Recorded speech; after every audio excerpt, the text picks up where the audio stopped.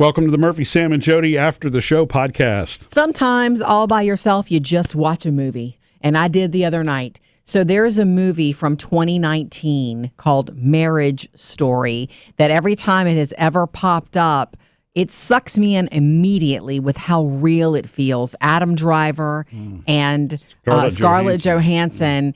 And I have started to watch it a few times. What I love about Nicole, she is a mother who plays, really plays.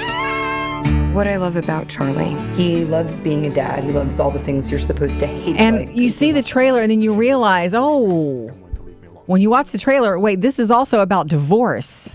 And so, Murphy, you need to know that I saw that pop up in 2020 and I almost watched it and I was like, you know what? I'm not interested in the pain right now. It looks painful. Some of the clips I've seen, it's severe. It's very heated. There is you can Google Marriage Story fight scene and you will get one of the most realistic. You feel like those people were really married. Yeah, Jodi showed me that scene. I was come watch this. Yeah, I've not watched the entire movie, but honestly, it was a riveting scene between Adam Driver. It looks, and Scarlett Johansson. Yeah.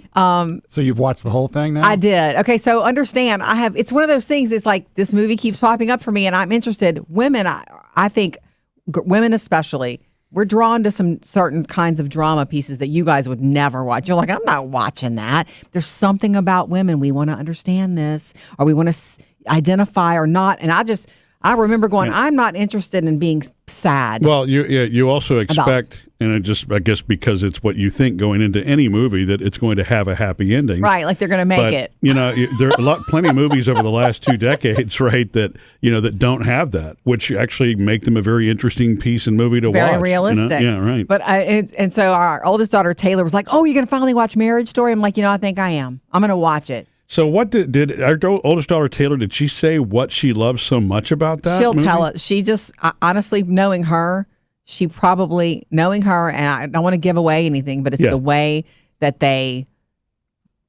worked things out for their child, or the way it felt so real. Yeah. The way it felt like a real marriage. It's not glossed over, the things that you struggle with.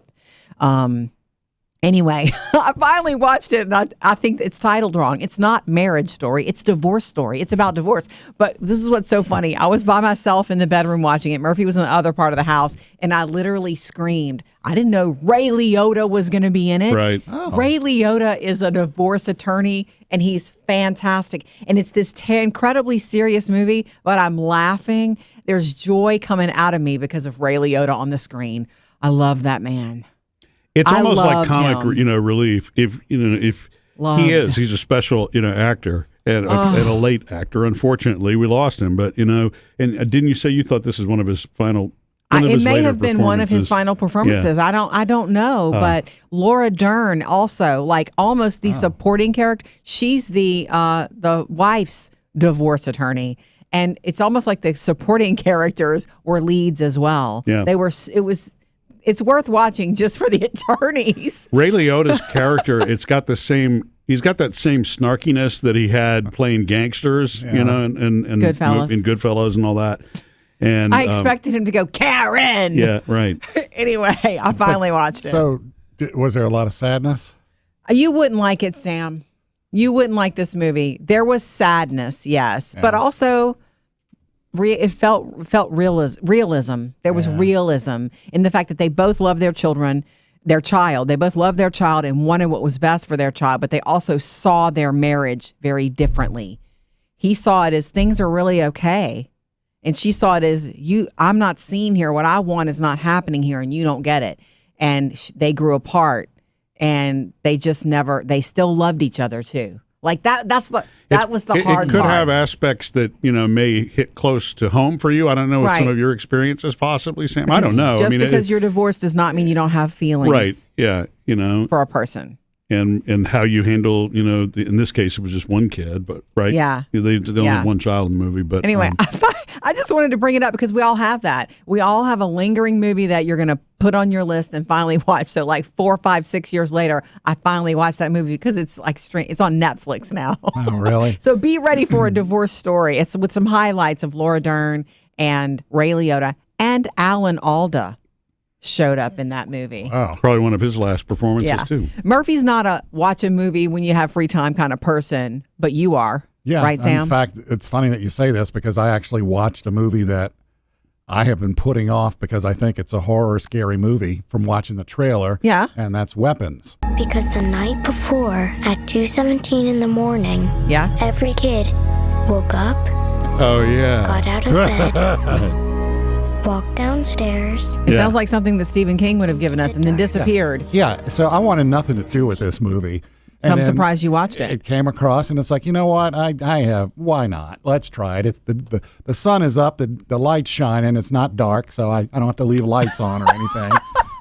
And so I now know why the kids disappeared at 2:17 in the morning. I'm not going to tell you what it was, but All of the kids at the same time. Yes. It sounds supernatural.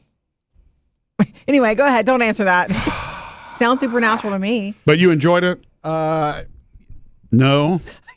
It was an Academy Award winning movie. yeah, Amy Madigan won for the best supporting actress. Yeah. Aunt Gladys. She plays Aunt Gladys in this, and oh yeah, man, And- that and is she- an Aunt Gladys, all right. And she earned it. And She guess did. she was great. And there's going to be a sequel, a follow up.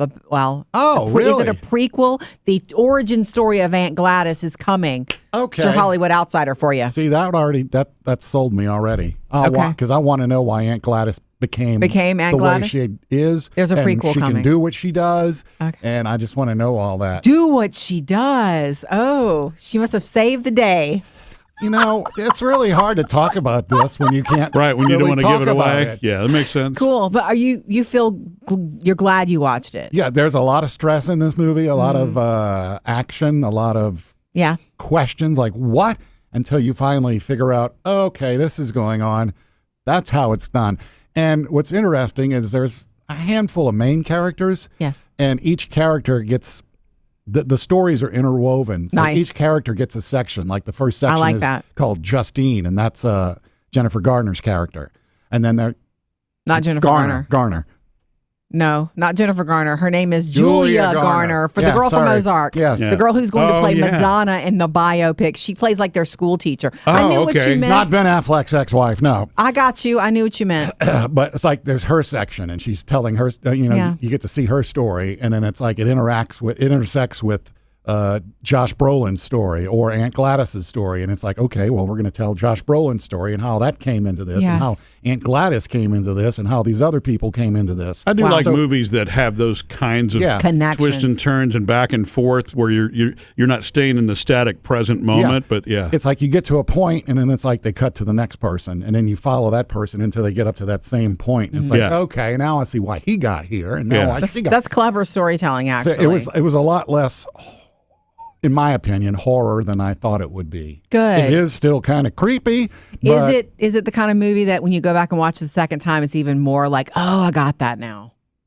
You know how some I don't series are know. that way? I only watched it once. I don't know. Would you ever watch it again? I might to go back and check that kind of stuff. I like that. I like doing that kind of Yeah, stuff. If I so- love something enough and it was that multi-layered, Yeah, I'll go it's back. definitely not a sleep with the lights on kind of scary movie.